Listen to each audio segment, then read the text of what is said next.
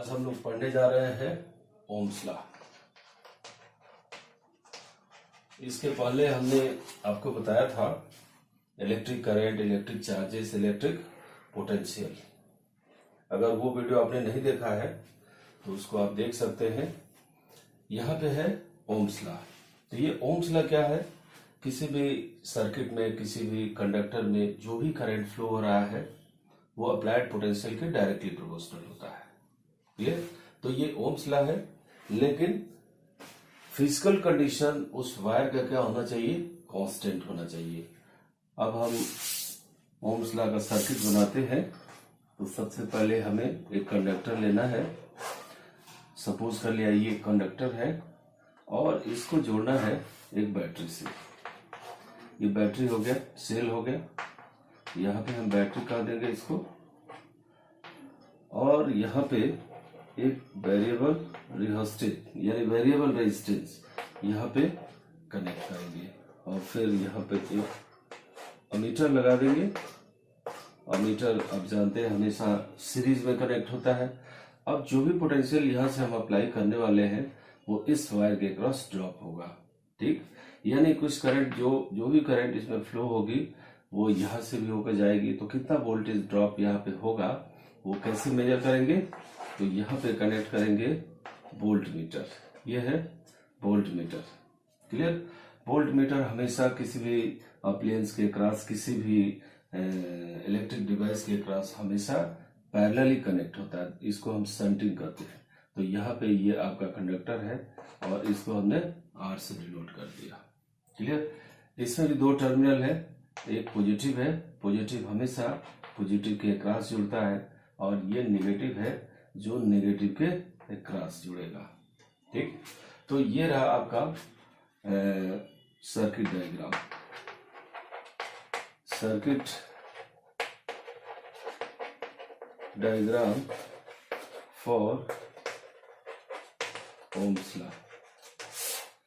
Clear?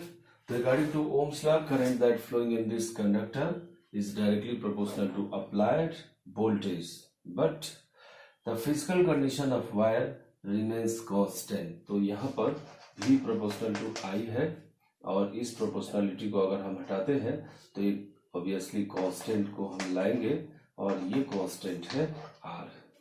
Clear? तो यहाँ जो आप देख रहे हो, current that flowing in this current conductor is directly proportional to applied voltage, लेकिन आपने लिखा क्या है? V proportional to I, V proportional to I। यानी हम डिफाइन कर रहे हैं I proportional to V, यानी वोल्टेज आप बढ़ाओगे तो आपको करंट मिलेगी। क्लियर? यानी वोल्टेज हम ग्रेजुअली इंक्रीज करते हैं इस रिहोस्टेट के हेल्प से, तो यहाँ से करंट भी इंक्रीज होगी, करंट भी बढ़ती जाएगी। ठीक, तो दोनों कंडीशन में आप दोनों इक्वेशन को दिखा सकते हो, V प्रोपोर्शनल टू I और I proportional to V। Clear? तो यहाँ से अगर इस प्रोपोर्शनलिटी को ले तो कांस्टेंट आएगा, V is equal to R into I, and this constant is equal to V upon I। तो यहाँ पे आपको एक रेशियो मिल गया। This is a ratio and this ratio is a constant, and that is this constant is called resistance. इसको हम क्या कहेंगे? रेजिस्टेंस कहेंगे। ठीक, और यहां से आपका हो गया I into R is equal to I into R. तो ये रहा आपका ओम्स लॉ। क्लियर? अब ये फिजिकल कंडीशन क्या है ये देखेंगे। फिजिकल कंडीशन, तो फिजिकल कंडीशन जैसे वायर की डेंसिटी, जो भी वायर आपने लिया है उसकी डेंसिटी क्या होना चाहिए? कांस्टेंट होना चाहिए। डेंसिटी हो गया आपका, टेम्परेचर हो गया, टेम्परेचर हो गया। ठीक, मटेरियल आपने उसमें ज्वाइन ना किया हो, नेचर ऑफ मटेरियल। तो ये अगर कांस्टेंट रहता है तो जो भी करंट उसमें फ्लो होगी that is directly proportional to applied voltage. Clear? तो ये रहा आपका Ohm's law.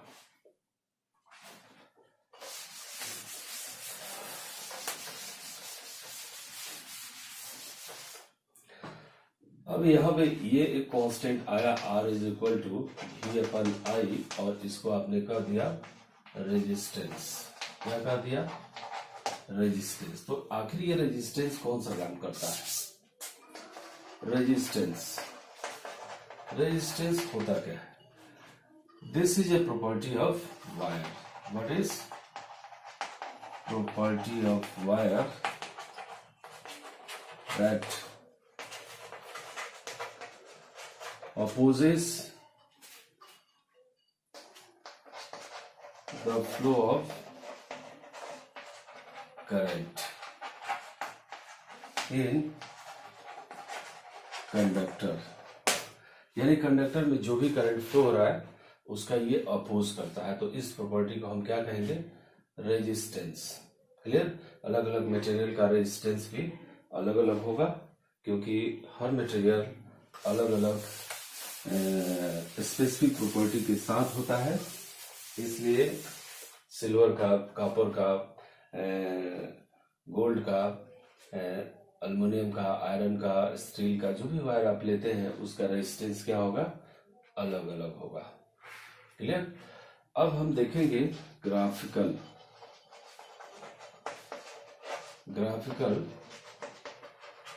Representation of Ohm's law. तो ग्राफिकल रिप्रेजेंटेशन ओम्स लॉ का क्या है? V proportional to I। Physical condition क्या होना चाहिए? कांस्टेंट होना चाहिए। तो अगर आपने फिजिकल कंडीशन कांस्टेंट रखा है तो जो भी करंट फ्लो होगी वो पोटेंशियल के वोल्टेज के डायरेक्टली प्रोपोर्शनल होगी। क्लियर? तो यहाँ पे देख रहे हैं कि एक क्वांटिटी दूसरे के डायरेक्टली प्रोपोर्शनल है। इसका मतलब ग्राफ स्ट्रेट लाइन होने वाला है। ये हो गया करंट और ये हो गया वोल्टेज। तो यहाँ पे अगर हम वोल्टेज को ले 2 वोल्ट, 4 वोल्ट, 6 वोल्ट, 8 वोल्ट, यहाँ करंट भी लेते हैं 2 ampere, 4 ampere and 6 ampere. This is measure in ampere and this is measure in volt. Clear? तो जैसे जैसे आप वोल्टेज बढ़ाओगे करंट भी आपको बढ़ती हुई दिखेगी। यहाँ पे वोल्टेज बढ़ाने पे आपको करंट भी मिलती जाएगी। तो यहाँ पे ये ग्राफ इंटरसेक्ट हो रहा है, तो यहाँ से आपको एक स्ट्रेट लाइन कर्व मिलता है। ठीक? तो ओम्स लॉ का ग्राफिकल रिप्रेजेंटेशन किस तरह का है आपने देखा? ये बिल्कुल स्ट्रेट लाइन है। तो V प्रोपोर्शनल टू I, यहाँ से प्रोपोर्शनलिटी आप हटाते हो तो ये कांस्टेंट आता है R। इसका मतलब this R is equal to V upon I and what is this? This is constant. ये constant. Clear? And this graph plotted in between V and I and therefore slope of this graph gives this constant. Slope of this graph gives this constant because this is written into fraction. One quantity changing by varying other quantity. Clear? तो मान लिया कि यहाँ पे voltage ये है V1 और यहाँ वोल्टेज है V2। तो V1 पे करंट आपको मिल रहा है I1 and eight this voltage V2 आपको करंट ये मिल गया I2। क्लियर? तो यहाँ से अगर एक ट्रायंगल बनाते हैं तो ये एरिया जितना भी एंगल यहाँ पे बनाएगा that is their slope. Clear? तो अगर ये वोल्टेज y एक्सिस पे है, वर्टिकल डायरेक्शन में है, तो यहाँ से ये स्लोप लेंगे, क्योंकि हमारा वोल्टेज जो चेंज आएगा ये आएगा V2 माइनस V1, तो that is V2 and here is V1 and that is V2 minus V1 and that is change in voltage. ये क्या आ गया? ये आ गया आपका चेंज इन वोल्टेज। और यहाँ पे आपका इनिशियल वैल्यू ऑफ करंट है I1 and here is final current I2। So this is change in current and this change in current will be I2 minus I1, that is change in current. Clear? तो what will be slope? Slope क्या होगा? यहाँ से resistance देगा, तो slope is equal to resistance is equal to slope of IV curve. Clear. तो यहाँ पे ये एक्स एक्सिस है और एक्स एक्सिस के अलावा ये आई करंट है, यानी करंट को आपने एक्स एक्सिस के अलावा प्लॉट किया है, और ये है वोल्टेज, वोल्टेज को वर्टिकली प्लॉट किया है along y axis. So this is called x y graph, that is IV graph. तो in IV graph slope will equal to this normal upon base, and here normal is voltage, change in voltage, and this is change in current. Clear? So here is change in voltage upon change in current, and this is slope means resistance, and here this slope is equal to V2 minus V1, and that is I2 minus I1, I2 minus I1। तो ये रहा graphical representation of Ohm's law.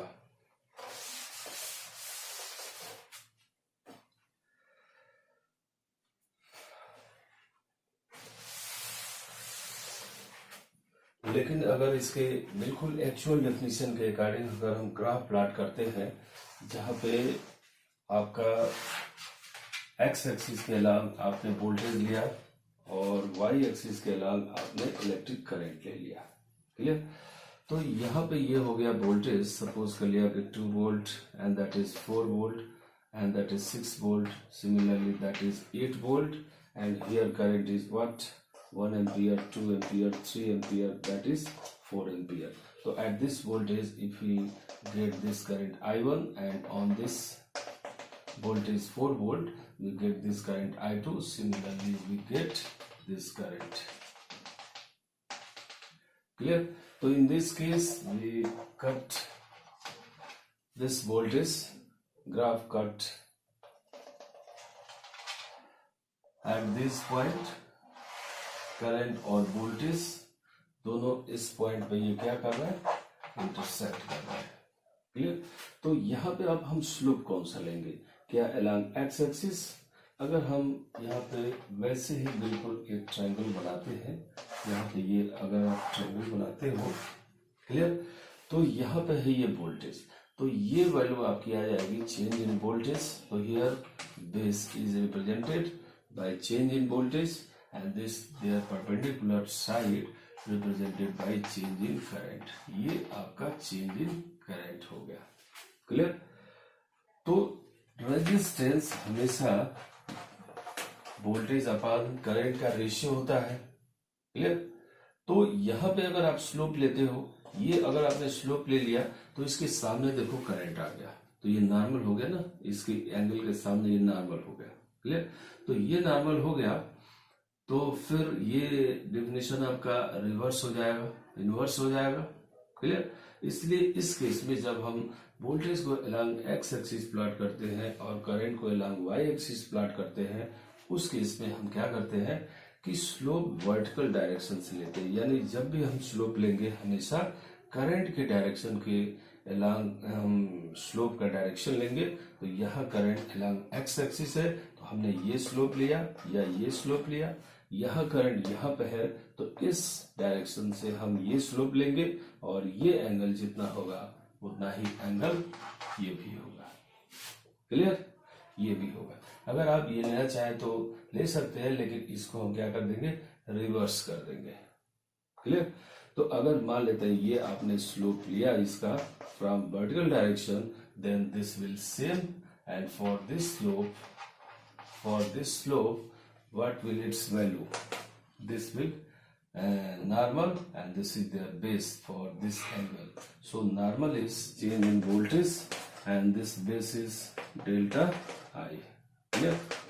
Once again this is V2 minus V1, and that is I2 minus I1। Clear. तो दोनों graph से आप resistance की value निकाल सकते हो। दोनों ओम्स लॉ का ग्राफिकल रिप्रेजेंटेशन है, आप देख सकते हो।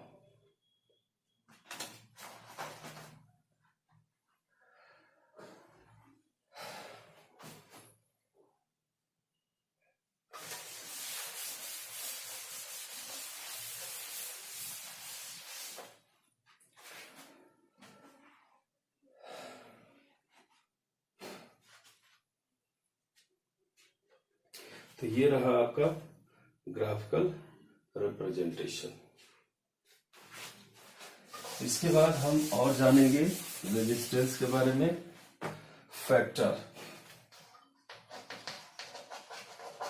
Factors affecting resistance. कौन कौन से फैक्टर हैं? तो फर्स्ट है यानी लेंथ। अगर लेंथ वायर का ज्यादा है, ये लेंथ हो गया, और ये रहा इसका एरिया ऑफ क्रॉस सेक्शन, ये इसका एरिया ऑफ क्रॉस सेक्शन हो गया, एरिया ऑफ क्रॉस सेक्शन। तो रेजिस्टेंस लेंथ के डायरेक्टली प्रोपोर्शनल होता है। It means when we increasing length of a wire, then their resistance will also increase. So it is directly proportional to length. And second is their area, and that is inversely proportional to area. So resistance of wire decreases on increasing diameter of wire, increasing cross sectional area. This area is called cross sectional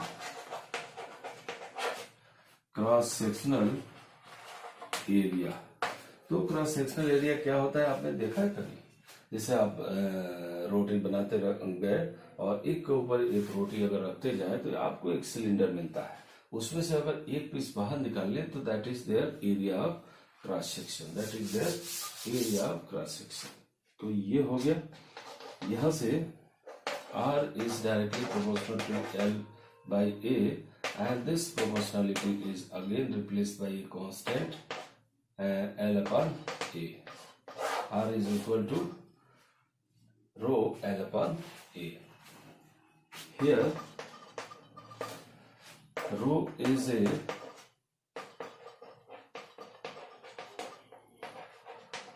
proportionality constant,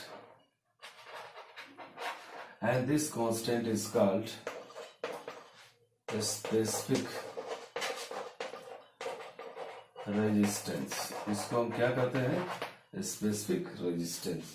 इसका एक और नाम है, what is resistivity. इसको हम resistivity कहते हैं। Clear?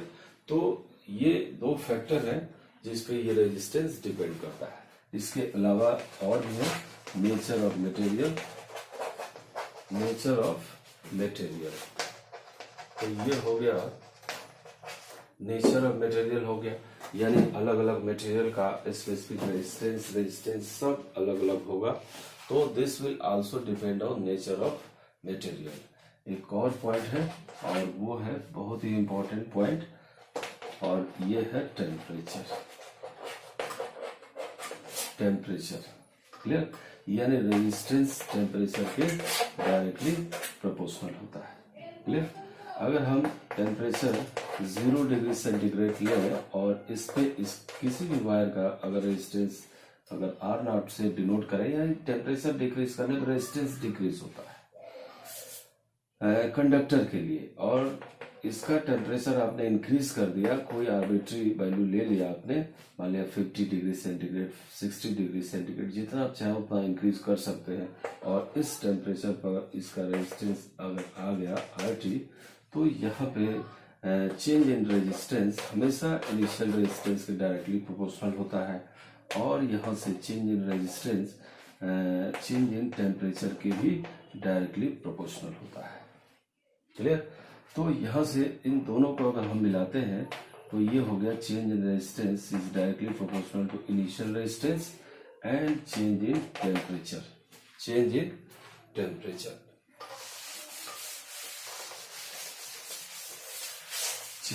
Temperature.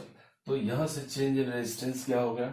Change in resistance अगर इसको हम R2 कर दें, इसको R1 कर दें, तो चेंज इन रेजिस्टेंस क्या होगा?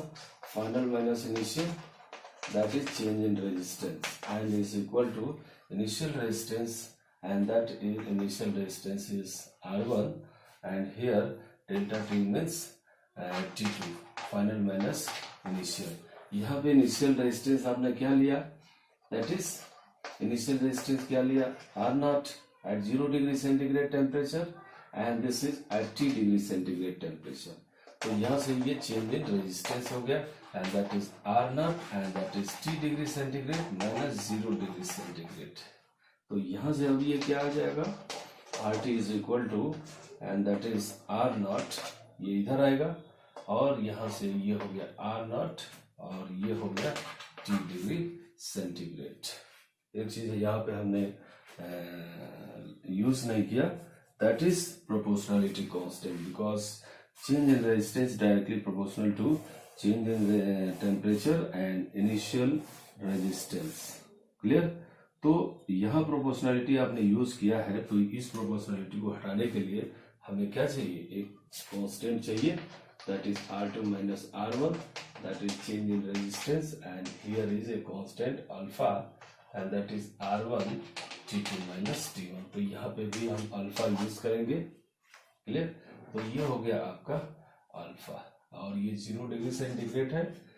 तो यहाँ से अब आपका ये हो जाएगा RT R naught 1 हो गया, यहाँ से ये कॉमन आ गया और ये बच गया alpha T degree centigrade. Kelvin में भी आप ले सकते हैं, वैल्यू जिसमें दिया है उसमें ही इसका यूनिट भी लिखेंगे। यहाँ पे आपने प्रोपोर्शनैलिटी कांस्टेंट का यूज किया और ये है अल्फा। अल्फा क्या है? Temperature coefficient. Temperature coefficient, temperature coefficient, और जितने भी कंडक्टर आपके हैं उनके लिए ये टेम्परेचर कोफिशिएंट पॉजिटिव ही होता है। क्या होता है? ये पॉजिटिव होता है। क्लियर? तो यहां से अगर हम इसकी वैल्यू को अगर निकालें तो इसको इस साइड भेज सकते हैं, यानी यहां से RT minus R naught, RT minus R naught और डिवाइड क्या हो गया, ये पूरा डिवाइड हो गया, ये हो गया R naught into T degree centigrade और बचेगा कितना, अल्फा। क्लियर? तो यहां से coefficient of temperature of any conductor आप निकाल सकते हो। ठीक है? तो ये रहा फैक्टर। कितने फैक्टर हो गए आपके? 4 फैक्टर। पहला लेंथ यानी रेजिस्टेंस लेंथ के डायरेक्टली प्रोपोर्शनल है, रेजिस्टेंस लेंथ के डायरेक्टली प्रोपोर्शनल है। दूसरा, रेजिस्टेंस किसी भी कंडक्टर का एरिया ऑफ क्रॉस सेक्शन के इनवर्सली प्रोपोर्शनल है। तीसरा क्या है? ये डिपेंड करता है nature of material, nature of material. And चौथा क्या था? This directly proportional to temperature. Here is temperature, temperature. Clear? तो ये 4 फैक्टर हैं जिन पे रेजिस्टेंस डिपेंड करता है। Clear?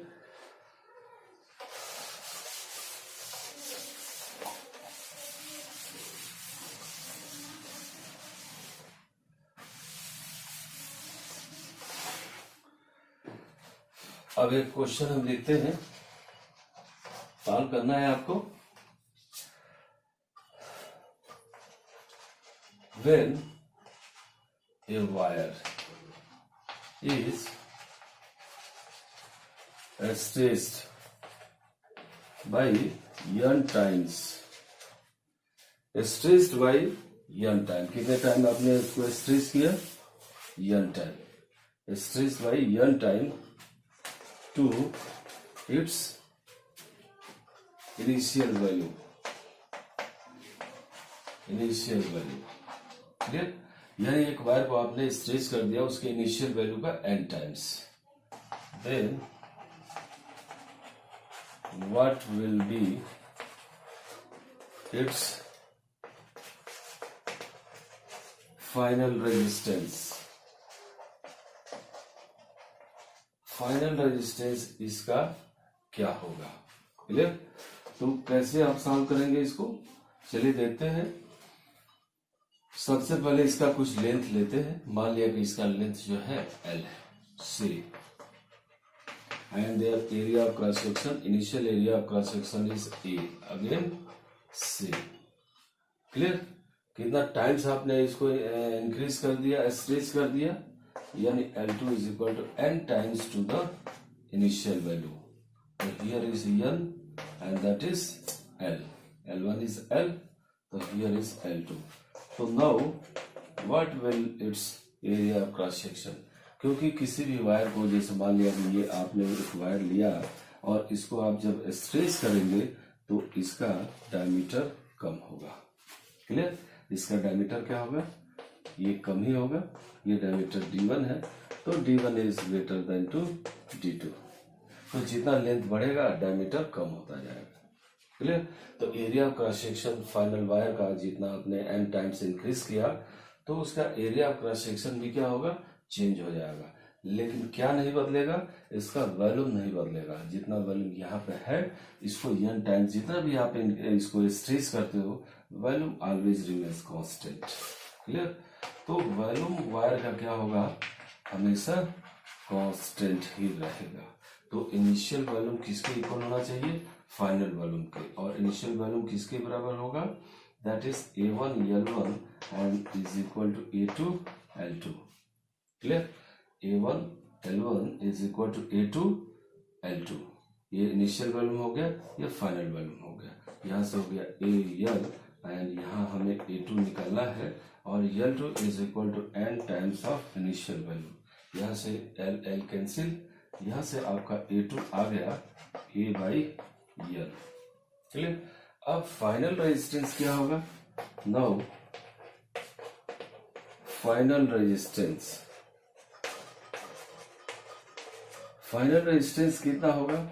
R2 and that is rho L2 upon A2। Clear? तो यहां से ये हो गया rho and L2 is n into L and A2 is equal to how much? A by L, n। तो here is A divided by n and that is rho n square L upon A। तो यहां से हो गया n square and that is rho L upon A and that is n square R1 and here is R2। Clear? तो यहाँ पे आप देख रहे हो कि ये इसका इनिशियल लेंथ है और ये इसका initial area of cross section है। तो ये आ गया इसका इनिशियल रेजिस्टेंस। क्लियर?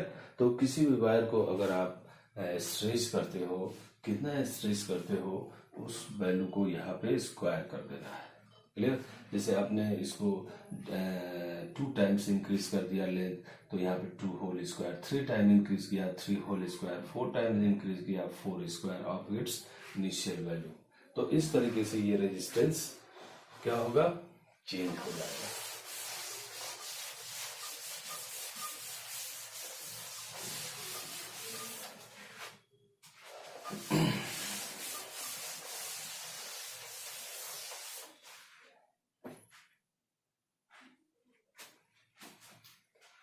नोट कर लीजिए।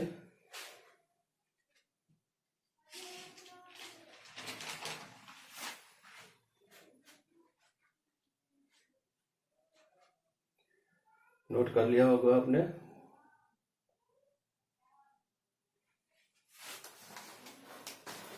एक और क्वेश्चन देखते हैं हम।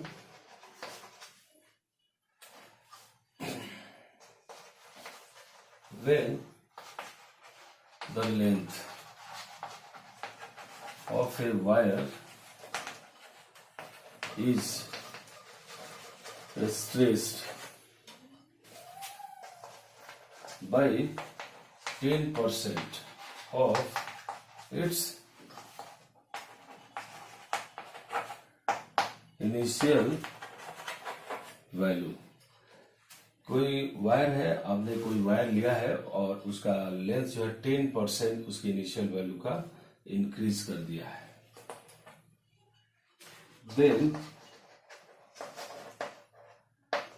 Find its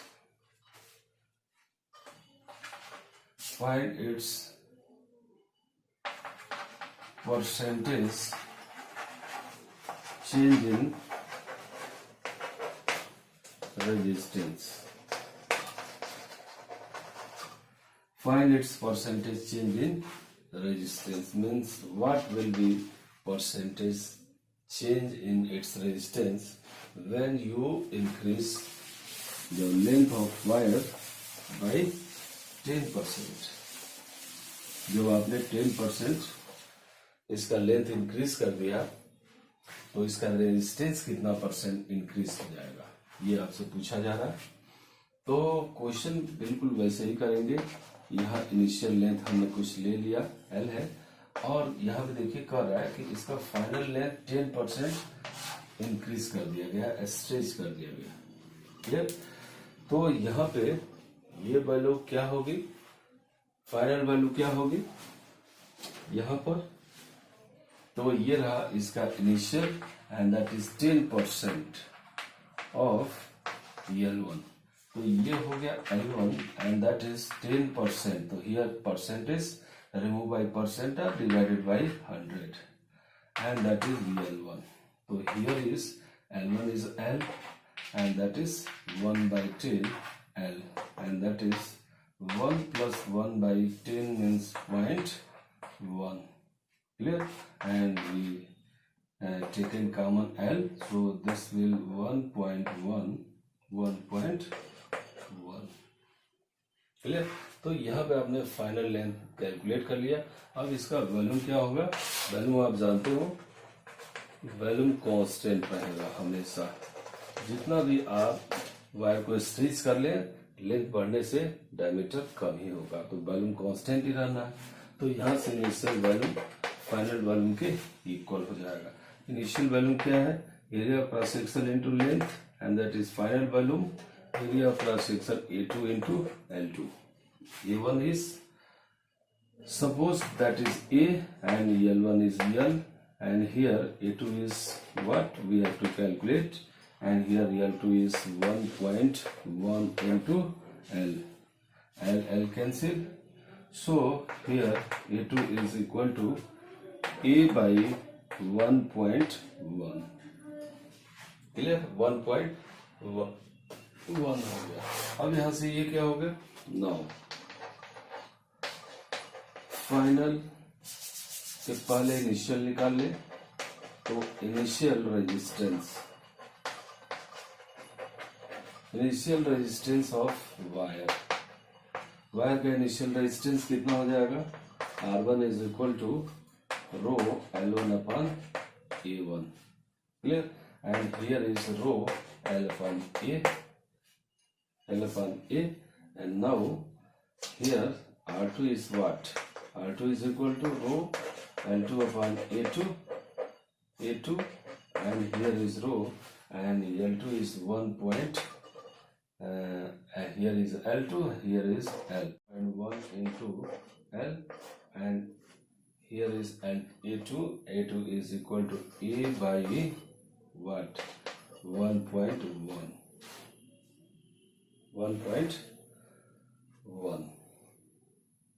clear? तो यहाँ से ये वैल्यू आपने कैलकुलेट कर लिया, और यहाँ पे ये हो गया, कितना हो गया,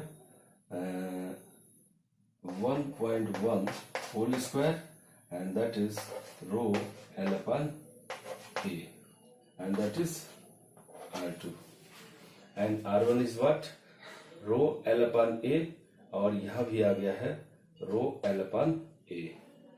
तो क्या हम उसकी जगह पर ये लिख सकते हैं, बिल्कुल लिख सकते हैं। तो यहां से ये R2 कितनी हो जाएगी, इसकी value 1.1 whole square into R1। Clear? तो अब यहां से ये R2 माइनस R1 कितना हो जाएगा, या इतना आपने वैल्यू निकाल लिया। क्लियर? तो ये इसको डिवाइड कर सकते हैं R2 को, तो यहां से हो जाएगा 1.1 whole square and that is 1.21। Clear? Bracket open करेंगे, मल्टीप्लाई करेंगे तो आपको इतना मिल जाएगा। अब देखो, जब लेंथ इंक्रीज हो रहा है तो हमेशा परसेंटेज चेंज इन ए क्वांटिटी कैसे निकालते हैं, हमेशा आप फाइनल में से इनिशियल को घटाते हो और फिर इनिशियल वैल्यू से डिवाइड कर देते हो, that is percentage change when length increases. तो फाइनल में से इनिशियल को घटाएंगे, that will give change in resistance and divided by it's initial value, and then multiply by 100. Clear? So here R2 is 1 point what? In terms of R1, so here is this equation can also be written R2 by R1 minus R1 by R1 and multiply by 100. तो here R1 cancel out and यहाँ से हो जाएगा R2 by R1 minus 1 and here is 100. तो अब यहाँ से ये वैल्यू कितनी हो जाएगी 1.21 minus 1 into 100. क्यों हो जाएगी? क्योंकि यहाँ पे आप देख रहे हैं R2 by R1 is 1.21. यहाँ पे वैल्यू पुट करेंगे 1.21, 1 से 1 सब्ट्रैक्ट करेंगे तो 0.21 आपको सिर्फ मिलेगा। तो यहाँ पर ये वैल्यू आ गया change in resistance upon R1 and that is 100, that is percentage increase in resistance. Clear? And that is 0.21 into 100 and this will replace by 20, so that is 21%. Now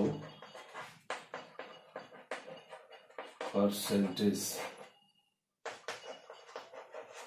increase in resistance. Percentage increase in resistance delta R by R1 is equal to 21%. Clear? तो ये रहा percentage change. Clear?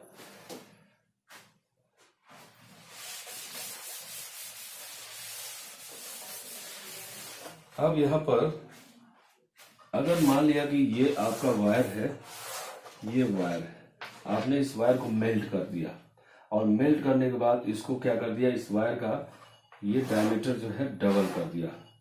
ठीक, आपने इस wire का length half कर दिया, area of cross section double कर दिया, यानी A2 is equal to 2A1 and here is A1 and here length is half of length of L1. Clear? तो यहाँ पे आप देख रहे हो कि लेंथ कम हो रहा है। यहाँ पे अगर एग्जामिनर पूछता है what will be percentage increase in length and percentage increase in resistance, तो अब यहाँ पे हम घटाएंगे R1 will greater than because their length is larger. Clear? तो यहाँ R1 minus R2 by R1 करेंगे और ये हो जाएगा percentage decrease in resistance. Percentage decrease in resistance. Percentage decrease in resistance. Clear? ये किसके लिए है? जब लेंथ कम हो रहा है, लेंथ कम होने पे रेजिस्टेंस भी कम होगा। कितना परसेंट कम होगा, इसके लिए हम फिर से R2 निकालेंगे और इनिशियल में फाइनल करेंगे, चेंज इन रेजिस्टेंस आएगा, फिर इनिशियल रेजिस्टेंस से डिवाइड कर देंगे। तो इस तरीके से this is percentage decrease in resistance and here is percentage increase in resistance. Clear? और इसके आगे property of resistances, type of resistances और भी joules law of heating effect, power, ये सारी चीजें हम लोग जल्दी ही कंप्लीट करेंगे।